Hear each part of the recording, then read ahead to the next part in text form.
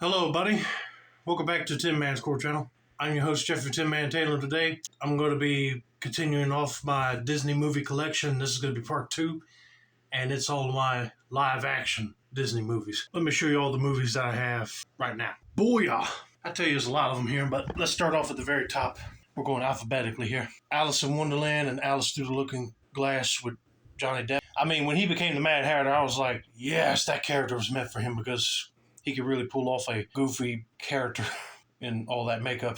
Similar to Willy Wonka, but not total nutcase crazy. And over here, The Country Bears. I wish they made a sequel to that movie. That's a fun movie to watch, but it never happened. Indiana Jones. I got Raiders of the Lost Ark, which I haven't even watched all these films yet, except Kingdom of the Crystal Skull, which I need to catch up on my Indiana Jones films. But I got Raiders of the Lost Ark, Indiana Jones and Temple of Doom, The Last Crusade, right here, Kingdom of the Crystal Skull, and the new one, Dial of Destiny, which I haven't even watched that one yet either. Okay, down here, Disney's Inspector Gadget 1 and 2. Disney does not technically own this character since they haven't made a movie about him in years now.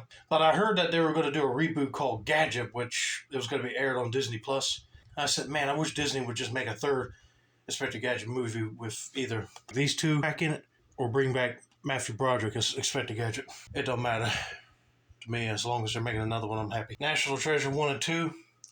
And I heard they got a third one on the way, and they got a Disney Plus series. I haven't watched that yet because they had a whole new cast of characters. But I think out of these two movies right here, I think the first one's my favorite because I love the whole story of trying to find a room full of treasure in an old abandoned church area. I mean, who does not want to find a whole underground hiding spot stash full of treasure? We got some Wizard of Oz related movies that Disney released. Return to Oz, which I have not even watched yet. I gotta watch it soon. And Oz the Great and Powerful with James Franco. I've seen that. That's not a bad movie, actually. Then we get into Disney's franchise that was based off of one of their rides, Pirates of the Caribbean. I got all of them. Curse of the Black Pearl, Dead Man's Chest, At World's End, Stranger Tides, and Dead Men Tell No Tales. And I heard they were going to make another one. So if they can come up with a deal with Johnny Depp to reprise his role as Jack Sparrow, just make a whole reboot, I'm game. But then here's a franchise that is still in dormancy right now because I haven't heard anything else about it, but it's the Shaggy Dog. I haven't seen the original with Fred MacMurray. I just happened to find that at Barnes & Noble, and the one with Tim Allen in it. I heard there were some more Shaggy Dog movies that came after this one and before Tim's remake. So I got to find those just to have the whole Shaggy Dog set. Then come down to another Lucasfilm creation, the Star Wars movies. I got Star Wars Episode 1, Phantom Menace, 2, Attack of the Clones, 3, Revenge of the Sith, which I'm still mad at Anakin Skywalker in this film because he turned to the dark side all just because he wanted to protect Padme and ended up choking her. And then down here's the original trilogy. Star Wars Episode 4, A New Hope. Episode 5, Empire Strikes Back. Episode 6, Return of the Jedi. Now, to be honest with you, out of the prequel trilogy, I like Episode 3 because they show how Anakin becomes Darth Vader. But in the original trilogy, Return of the Jedi was my favorite because you get to see Luke Skywalker made his new lightsaber with a green emerald in it instead of blue like his dad's and Obi-Wan's. I thought that was pretty cool, but also just to see the second fight between Darth and Luke and he defeats him was really awesome. And then finally, in the Star Wars lineup, we got the new sequel trilogy.